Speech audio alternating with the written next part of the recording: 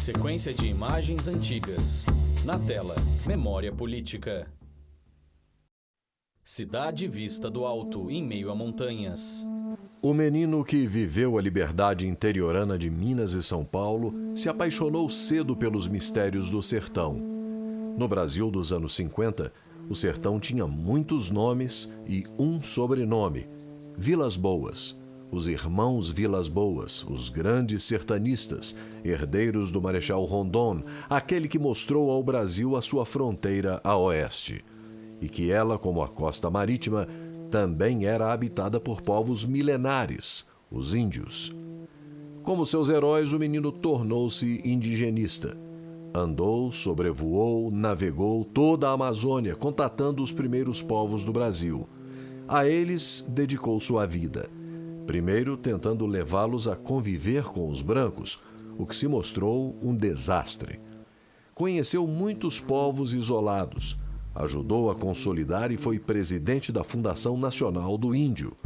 Demarcou as terras Yanomamis, brigou por mais territórios indígenas pela sua proteção e isolamento. Teve toda a sua vida na selva, 39 malárias e muitos amigos mortos tentando apaziguar brancos e índios. E assim como seus heróis Vilas Boas, acabou afastado das suas florestas pela burocracia política.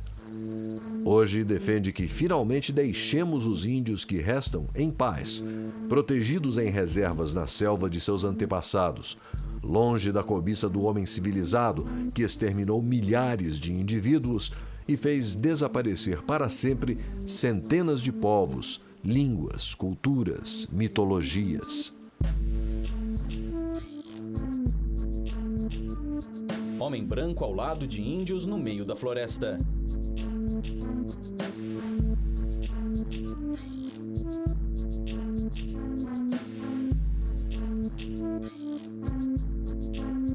Escrito: Sidney Possuelo, Uma Vida Amazônica. Direção: Roberto Stefanelli. Edição: Joelson Maia.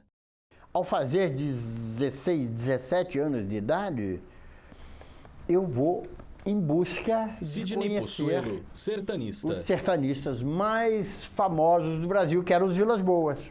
Eu olhava os Vilas Boas como eles eram os heróis nacionais, né? Os grandes sertanistas, né? E essa coisa da selva, o mato, a expedição, tudo que se passou desde 1492, com o descobrimento da América, depois do Brasil, essa coisa sempre me tomou grande parte da minha cabeça e das minhas memórias. Eram sempre voltadas, o meu interesse era sempre voltado para isso. Orlando era da Fundação Brasil Central, aquela que nasce na época da guerra, 40, para abrir aeroportos, para fazer uma certa base de apoio em terra para os aviões, porque os aviões que saíam do Brasil para os Estados Unidos iam pela costa, costeando para depois ir reto, e eles queriam encurtar. Mas para encurtar tinha que ter um tipo de apoio ali. E não existia. Ele entra como trabalhador braçal, né? E ali eles vão, até que descobrem depois que ele tinha instrução, etc. Ele e o irmão, né? E ele acaba chefiando a expedição. E nessa trajetória eles abrem vários lugares que se transformam em cidades, que aí estão no centro-oeste, né? Eu vou ao encontro deles, a gente se conhece, e eu fico em volta dele. Nesta fase toda, a Força Aérea Brasileira, né, estava muito presente. E nós tínhamos um avião que toda semana, uma semana saía de São Paulo, do Campo de Marte, outra semana saía do Rio de Janeiro. Então, esse avião fazia um percurso, vinha até o Brasil Central. E demorava 2 dias para chegar em Manaus. Era um C-47. Eu viajei muito nessas aeronaves, indo para o Parque do Xingu. E Orlando tinha uma cota de 200 quilos toda semana. Então, ele arranjava as coisas, botava dentro do avião, etc. E eu ajudava ele, a maior parte, quando eu inicio a minha relação de amizade com eles e ajudando eles em São Paulo a fazer as compras, né? A transportar as coisas para o campo de Marte. A ideia básica não era os índios, não era a defesa dos índios. A minha ideia, o que me motivava era, para um jovem de 17, 18 anos de idade, era a aventura, as emoções que poderiam viver, etc., né? Me via como ele, né? Chefiando expedições no meio da selva, aquela coisa de Rondon do século passado. Aquilo era um mundo que eu vivia muito naquilo. Até que, mais tarde, eu vou ao Xingu, né? E aí, então, é que eu vou realmente conhecer os índios. Com esse tempo, junto com os índios, fui conhecendo os problemas indígenas, né? As questões de saúde, as questões da terra, a dificuldade que eles tinham em fazer valer as suas necessidades, né? Enfim, eu comecei a ver o drama e a sentir o drama dos povos indígenas. E aí nasce uma relação, eu diria, de grande afeto de mim para com esses povos. E aí eu passo a vida inteira nisso. Sidney interagindo com povos indígenas. O sentimento primeiro foi a mesma coisa que eu vi em várias outras pessoas mais tarde, que é o sentimento, como são inocentes, como são crianças, como não sabem nada. Isso era parte da minha desinformação, né? E todos os que vão e têm esse sentimento são pessoas que estão desinformadas, não sabem que estão diante de pessoas, homens, mulheres, senhoras, que têm um universo cultural muito grande, donos de uma língua, senhores de uma história muito interessante, muito mais larga no tempo do que a nossa. Nossa história tem 508, 9 anos aqui no Brasil, ou alguma coisa assim, né? Enquanto a deles é de milhares de anos. A história deles é muito mais longa e, portanto, mais enriquecida de detalhes. Os Kayapó, por exemplo, têm os grandes contadores de história, né? À noite, à beira da fogueira, assim, eles vão contando história e está todo mundo sentado em volta, né? E ele contando a história e gesticulando e fazendo como houveram as lutas, como mataram ou morreram, como caçaram, como aconteceram as coisas, né? Os grandes mitos, etc. Eu diria que a comunidade indígena, as transformações, porque ocorrem transformações naquela comunidade, mas essas transformações se processam ao largo de um tempo muito grande, né? Às vezes, para mudar a ponta de uma flecha de osso para um pedaço de pau, são 500 anos fazendo experiências até encontrar aquilo que seja o correto, o melhor, né? E que fica bom e eficiente. Então, o mundo deles é um mundo que, assim, pronto. O mundo está pronto para ser vivido. Não tem grandes preocupações com a questão social deles no sentido, meu filho está nascendo, o que ele vai ser no futuro? Como será a vida dele? Não. O meu filho vai ser o que eu fui, o que meu pai foi, o outro foi, etc. Então, é um mundo onde as transformações se processam num ritmo muito vagaroso.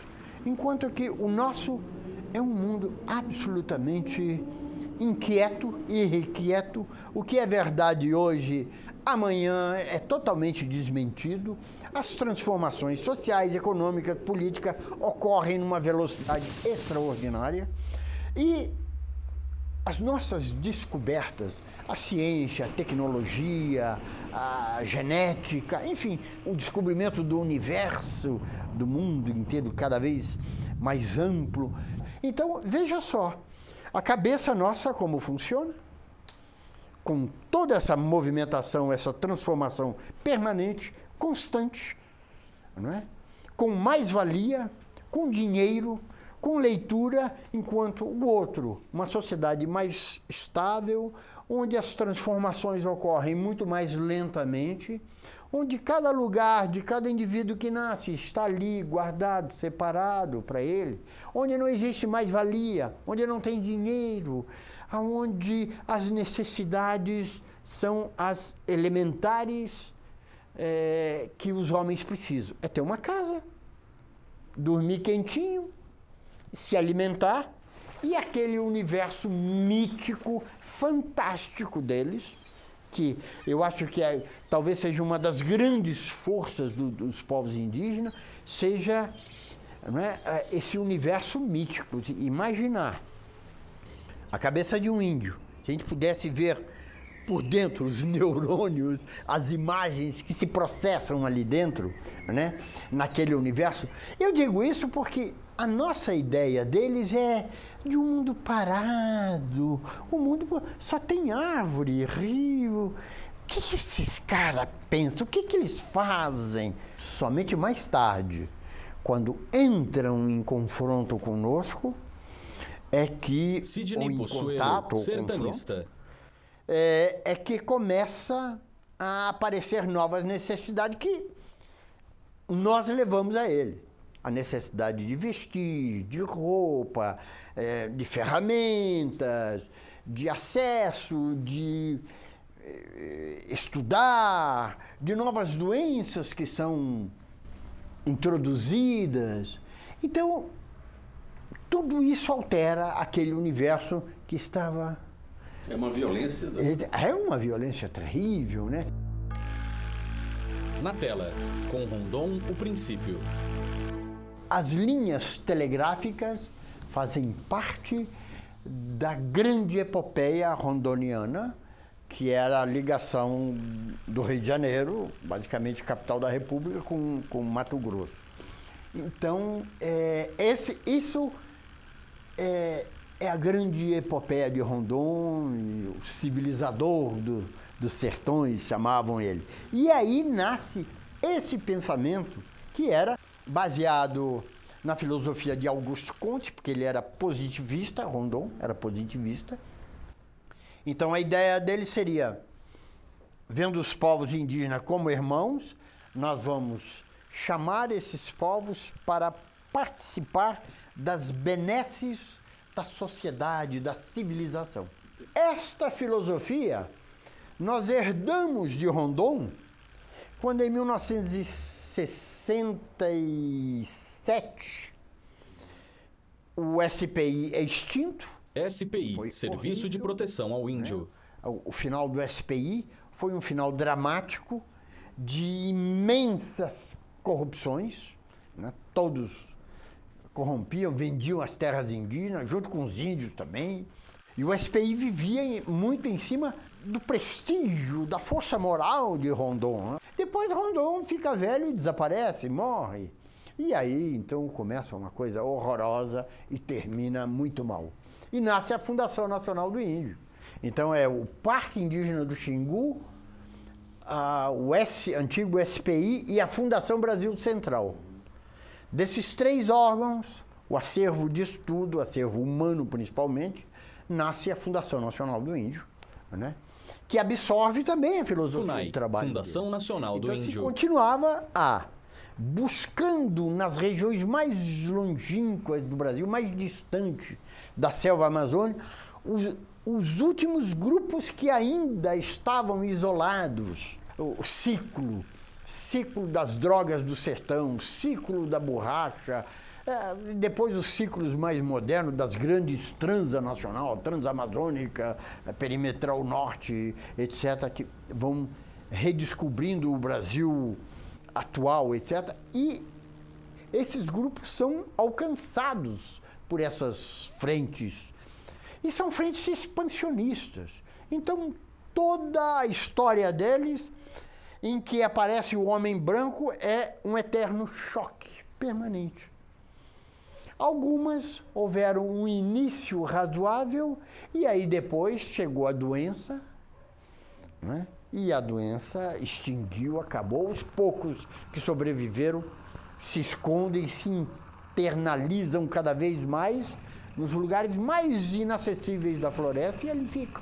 E ali tentam sobreviver já com espaço físico muito restrito, cada vez mais sendo alcançado pelas frentes pioneiras. Então, a ideia era essa quando se cria a Fundação Nacional do Índio. Vamos buscar esses povos indígenas e fazer contato. Eu sou formado nessa escola e recebo as tradições rondonianas, né? E faço 7 contatos. Eu tive a oportunidade de conhecer 7 grupos indígenas saindo da selva, né, pela primeira vez. Esses grupos, você vê esses povos no seu primeiro momento de contato, aquela turma de homens bonitos, nus, emplumados, entende? Altivos, entende? Muitas vezes reagindo, entende? Te apontando flecha, até ameaçando, etc. Depois você começa a encher eles de bens, machado, isso, miçanga, panos, roupas. E um ano depois ele está, a gente diz, com a espinha quebrada, entende? Ao quebrado na sua presença, tipo subordinado a você e a outros interesses. É triste você ver isso. Isso quando ele sobrevive, porque normalmente sobrevive só uma parte. A outra parte era tida como normal nos contatos de antigamente, era normal que morresse 30%, 40%, 50%. Houveram casos em que comunidades inteiras desapareceram. Comunidades inteiras, sobrando 2, 3, 4, 5 pessoas. Então isso era tido como normal. E foi fazendo esses contatos que eu cheguei à conclusão que nós procedíamos erradamente. Esses povos não têm que ser contactados. E há um sentimento generalizado no campo, na cidade, em todo lugar, um sentimento perverso com relação aos povos indígenas. As pessoas não conseguiram, estão cada vez mais egoístas na sua visão e no seu sentido de viver. Entende? Para mim, eu devo viver já, agora eu necessito disso, e que se dane. O futuro é hoje, não terá um futuro amanhã. É um sistema que lhe tira a autonomia, começa a perder a língua, morre um monte deles, ficam economicamente dependentes do Estado ou de pequenos servicinhos, braçais daqui e dali. Enfim, o que se passa é que aquele povo altivo que você conhece nos primeiros momentos se transforma em sociedades e pessoas dependentes da sociedade nacional. E a sociedade nacional, ela é historicamente terrível com relação aos índios. É exatamente aí que está o confronto. E foi fazendo esses contatos que eu comecei a me preocupar com a história dos povos isolados.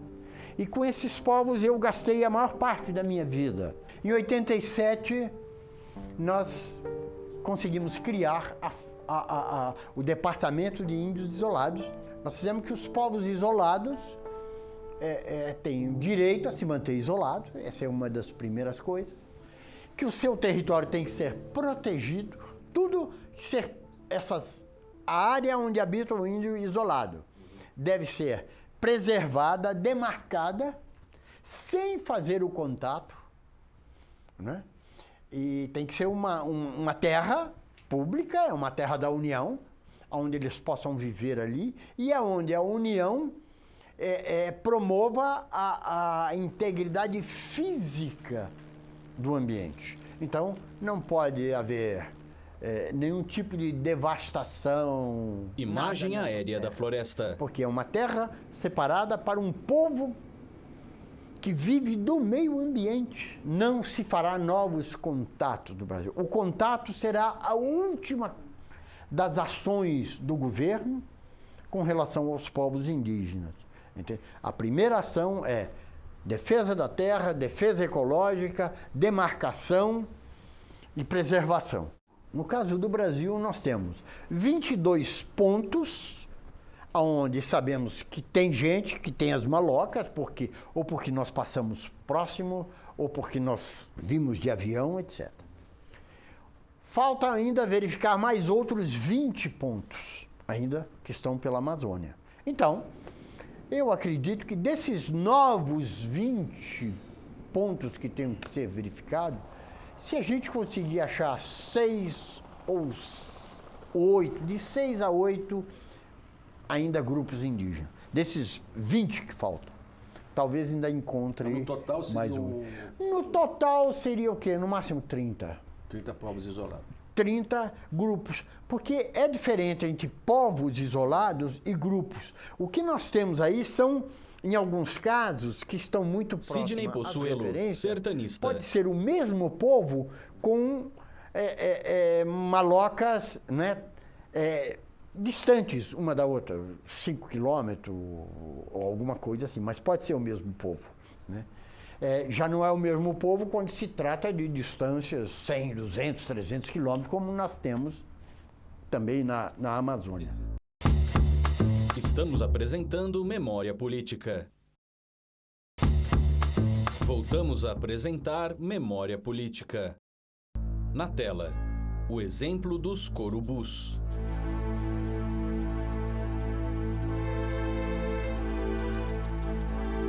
Dia ensolarado, índios na beira de um rio.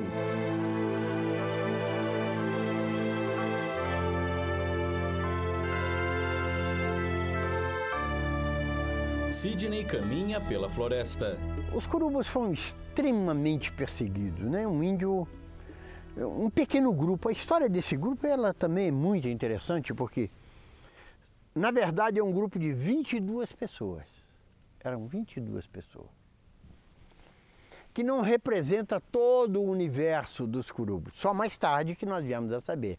Esse pequeno grupo de 22 pessoas pertencia a um grupo maior, estimado em 300 ou 400 pessoas, talvez. Tiveram uma divergência, um problema por causa de uma mulher. E eles tiveram que se separar, saíram.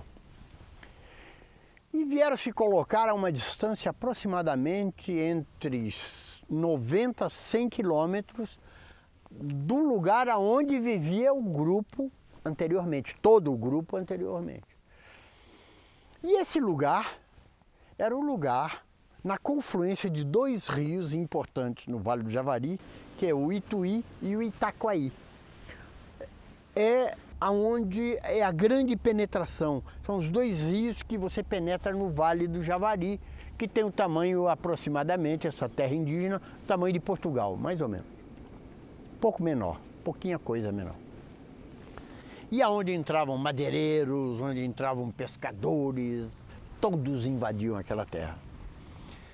E nós tínhamos ali recebido informações, não só dos curubus, mas ali foram resgatados corpos num trabalho da Fundação Nacional do Índio com o Departamento de Polícia Federal, corpos. Aliás, é um desses poucos massacres, né, que nós temos as imagens do resgate desses índios. Foram 3 que mataram ali, num desses ataques. Houveram dezenas de outros. Mais tarde, quando nós contactamos esse grupo, eles nos contavam como o pessoal procedia, como atiravam neles, como matavam, dos barcos que passavam, chamavam eles, mostravam coisas, pano, ou algum machado, algum facão, e eles, quando se aproximavam, o pessoal atirava, matava. Isso se repetiu na nossa história ao longo desses 500 anos, muitas vezes. O fato é que esse caso com os curubus foi ontem. Foi ontem, né? Não foi em 1510 ou 20, foi ontem. E nós tínhamos, então, a missão que nós concebemos ali para poder contactar esse grupo e proteger a terra era de que, primeiro, tinha que parar com esse avanço dos madeireiros, dos pescadores e caçadores. Quando eu digo caçador, eu não estou falando do homem que botou a espingardinha e matou o jacu para ir comer. Eu estou falando de barcos que sobe e fica um mês lá para cima e volta com 5, 6, 8 toneladas de animais salgados. Essa quantidade de animais que existem estão ali para os índios se alimentarem deles. Na sua tradição, que não é predatória, há milênios eles fazem isso. Mas entra o branco, ele vai comercializar e pega em grandes quantidades.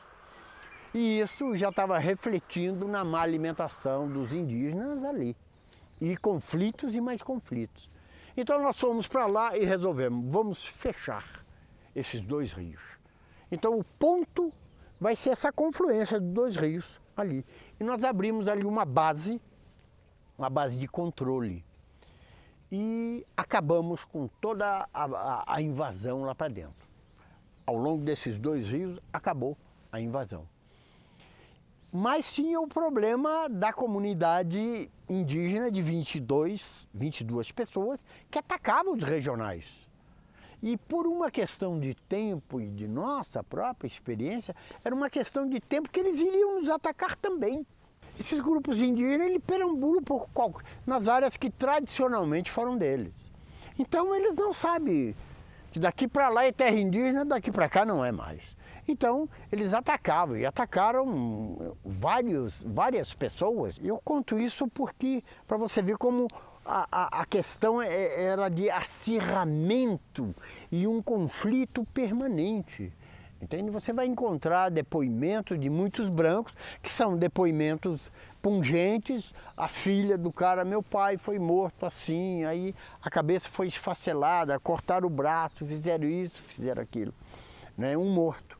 Porque nós contamos os nossos Sidney mortos. Possuelo, sertanista. Nós fazemos a história, escrevemos e dizemos. Mas do lado dos índios não conta a história. Eles não contam os seus mortos ali. Na tela, Contato e Morte. Conseguimos fazer o contato com eles, né? E foi um contato até interessante, porque nós fomos nos aproximando da aldeia que nós já conhecíamos, já sabíamos onde estava, e eu reuni todo o meu pessoal e falei, bom, nós temos que nos anunciar, porque na selva é mais ou menos assim, se você chega em silêncio, você não está com muito boas intenções, você sempre se anuncia. E como é que você se anuncia? Ou dando gritos, ou cantando. Então eu reuni o pessoal e uma música que todos mais conheciam era aquela Mulher Rendeira. Olê, mulher rendeira, olê, mulher rendeira. E todos nós começamos a cantar aquilo. E eles escutaram, nós devíamos estar a uns 2.000 metros de distância da maloca, eles escutaram. E começaram a cantar lá também. Eles cantavam lá, nós cantávamos aqui, ficou assim, ficou, até que nos aproximamos nessa primeira vez. E quando nos aproximamos, não encontramos ninguém. Eles todos evacuaram a aldeia com medo, claro. Mas já houve um princípio de entendimento entre nós. Não houve violência, eles viram que nós não éramos violentos, etc. Mais tarde, depois de uns 15 ou 20 dias desse encontro, nós fizemos o primeiro contato e já estávamos com eles visitando constantemente o nosso acampamento e já tinham se passado 10 meses do primeiro contato. Então já havia uma certa amizade, etc. E eles chegavam na margem oposta do rio e gritavam. Então nós atravessávamos e íamos lá conversar com ele. Então, entre as ordens claramente deixadas ali por mim, era que nunca podemos atravessar em quantidade menor de homens que esteja do lado de lá. Então, você olha e verifica, tem 10 homens. Então, nós vamos com 10 homens. Mas, na verdade, os homens adultos ali não eram mais do que 7. Então nós só podíamos atravessar com 7 homens ou mais, não menos. E nós tínhamos gente para isso. E nesse dia, não sei por que cargas d'água, o Sobral atravessa. Mas existia também uma outra precaução que tinha que ser tomada quando se atravessava, que era de cima dos barcos nossos que estavam em frente ao nosso acampamento, ficariam 2 homens. Esses 2 homens estavam armados com armas de fogo e com binóculo, olhando o que se passava do outro lado. É a cobertura que nós dávamos para o outro que estava lá. E eles atravessaram e chegaram e foram recebidos pelos índios da mesma forma. E estavam assim, conversando, os índios todos desarmados, quando de repente do chão, que tinha a relva, tinha o capim, estavam escondidas as burdunas deles. Eles pegaram as burdunas e rapidamente atacaram o nosso pessoal. O Sobral foi morto imediatamente, com uma pancada assim que terrível, esfacelou realmente a cabeça dele. Mas eles não pararam no Sobral, eles iam atacar o restante. O restante viu aquilo e o pessoal do outro lado, que estava observando de binóculo, quando viu aquilo, deu 2 tiros para cima. Tum, tum. E aí eles pararam. Esse paradinho deles deu tempo para o resto do pessoal se jogar dentro d'água e atravessar o rio.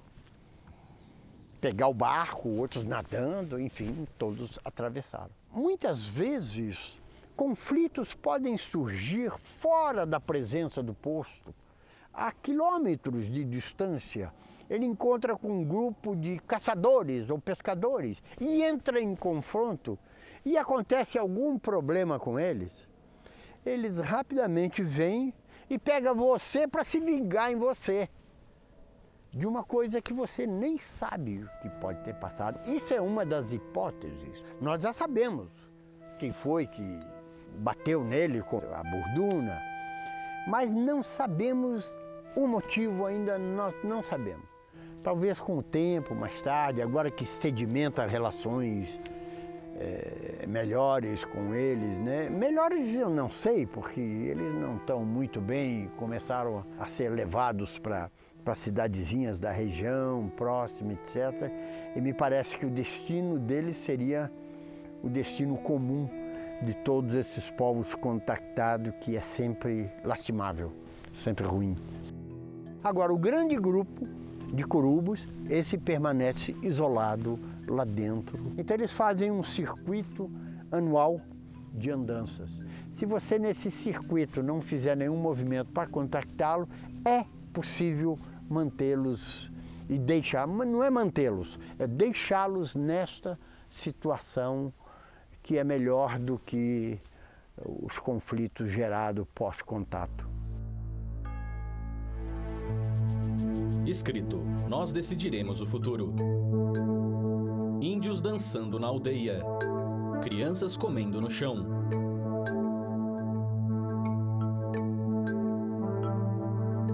Eu sempre penso nisso.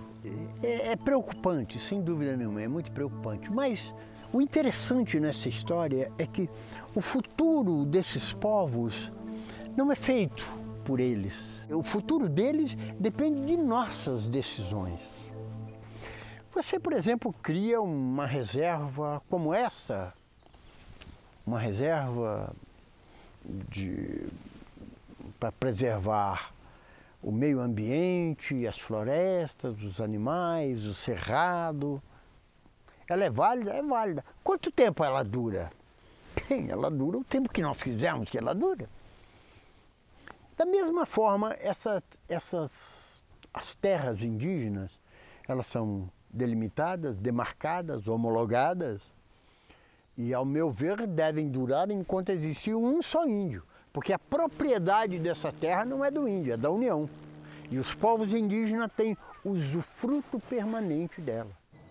É uma das coisas que mais me alimentou para a demarcação das terras indígenas é exatamente isso, esse conceito. Ela deixa de ser terra devoluta e passa a ser patrimônio da União. Já 2 ou 3 constituições determinam que a União demarque as terras indígenas em 5 anos. Nenhuma se conseguiu fazer isso. E nós temos as 3 categorias de índios, que são os isolados, aqueles que nós não temos conhecimento quase que nenhum ou pouquíssimas informações. Nós temos o contato intermitente, aqueles índios que vivem aldeados, mas que de vez em quando vêm à cidade, mas mantêm a maior parte das tradições, e os índios integrados, os povos integrados. Dessas 3 classificações eu só conheço Sidney Possuelo, sertanista. A última de índio integrado eu realmente não conheço, porque eles estão sempre com tantos problemas que você sente que não há integração à nossa sociedade, né? Eles continuam com problemas e mais problemas e mais problemas. Então não há integração, não há um respeito nosso com relação aos povos indígenas, né? Dos seus direitos, da sua liberdade, né? Das necessidades que eles têm de terra, de saúde, de educação. Por quê? Se ao isolado você deve respeitar o seu isolamento, que é isso que hoje nós conseguimos introduzir e modificar no país, ao contactado ele merece ter o apoio do Estado para a sua educação, a sua saúde e a sua integração à União Nacional.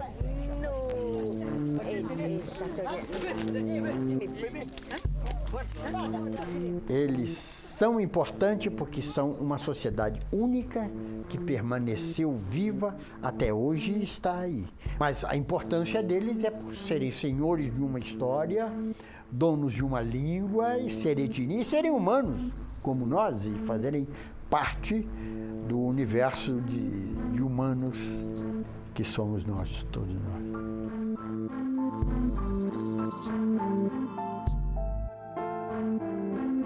A tela escurece e os créditos aparecem.